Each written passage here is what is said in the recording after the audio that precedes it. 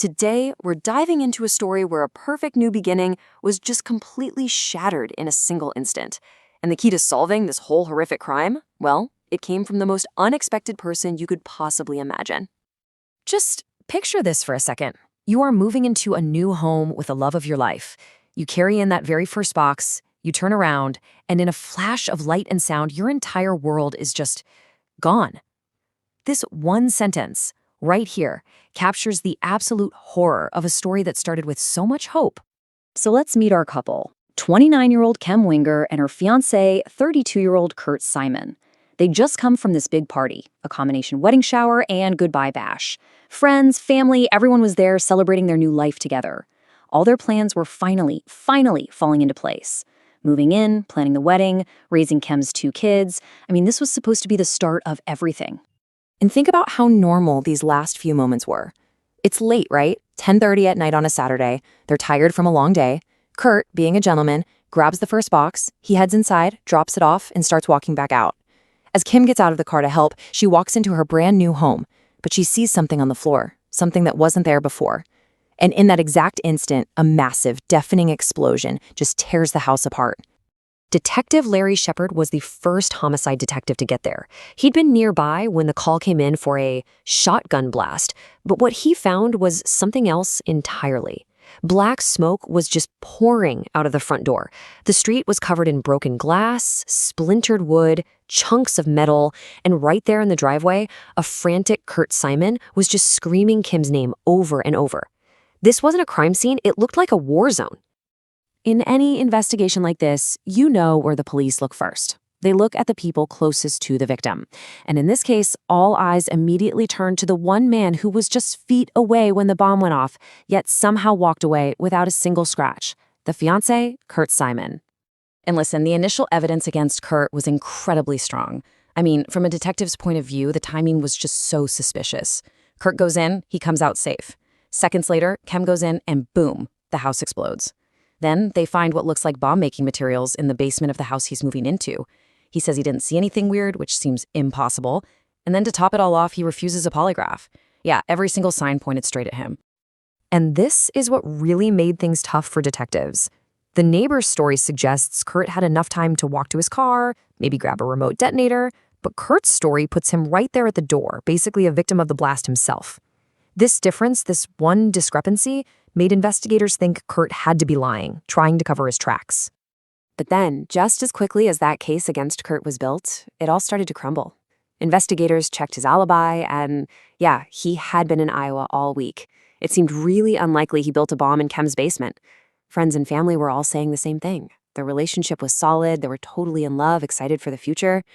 And a search of his car trunk, it turned up absolutely nothing. Suddenly, suspect number 1 was looking a lot less guilty. So with Kurt looking less and less like the guy, the investigation had to get bigger. And when detectives really started digging into Chum's life, they found out it wasn't quite as perfect as it seemed on the surface. Turns out, she had a number of really difficult, messy relationships, which created a whole new list of possible suspects. And this really complicates the picture. First, you've got Dale Fosdic, her son's father, who is furious about child support. Then there's Todd Winganger, the ex-husband, who she fought with all the time over custody. Then, and this is a weird one, her own estranged mother, who went by Cricket, openly hated Kurt. And finally, a former coworker, Phil Hartman, who had actually sexually harassed her. All of a sudden, detectives had 4 new people with 4 new possible motives. This detail is it's chilling. When Detective Shepard went to talk to Chem's mom, he's expecting to find, a grieving parent. But instead, he finds a woman who is just consumed with rage. But she wasn't angry that her daughter was murdered. Nope. She was furious that she wasn't on Chem's life insurance policy. Her reaction was so cold, so selfish, that she immediately became a person of interest. The investigation was pretty much stalled, just drowning in suspects who all had motives, but their alibis were kind of shaky. The case needed a breakthrough, and it didn't come from an interrogation room, it came from the forensic experts at the ATF who were painstakingly piecing together the bomb itself. So the ATF figured out that the explosive wasn't remote-controlled, it wasn't on a timer, it was a motion-activated bomb, probably hidden in a little box or a package right there on the foyer floor. and the autopsy confirmed this. It showed really specific damage to Chem's right hand. It meant she had spotted that package and triggered the explosion the second she picked it up. And that discovery, it blew the timeline wide open. The police were no longer looking for someone who was hiding in the shadows on Saturday night. The killer could have put the bomb there on Friday, or maybe even Thursday, and been hundreds of miles away when it finally went off. This one forensic fact made all those previous alibis almost worthless. This completely shifted the entire investigation. It wasn't about who had the opportunity on the night of the murder anymore. It was about who had access to the house in the days leading up to it. Who had a key? Who knew the house well enough to build a bomb in the basement and then just place it in the foyer, feeling sure they wouldn't get caught? So, armed with this brand new time frame, the police did the only thing they really could do. They went back to the beginning. They decided to recanvass the entire neighborhood, but this time they were asking a whole new set of questions. And this is just good, solid, methodical police work. You get new information, you reevaluate everything. So officers went door to door again, but they weren't asking about Saturday at 10:30 p.m. They were asking about Thursday, Friday, and Saturday. Did you see anyone, any cars that didn't belong, anything out of the ordinary at all? And one officer, knocking on one more door, he found the key to the entire case. It's really an incredible moment. A young girl, maybe 10 or 11 years old, is just playing in her yard. She sees a man coming out of Chem's house on Saturday morning. Now, he's a familiar face in the neighborhood, so she doesn't think anything's weird about it. And, being a friendly kid, she just looks up at him and gives a little wave. The sheer arrogance here is what is so stunning.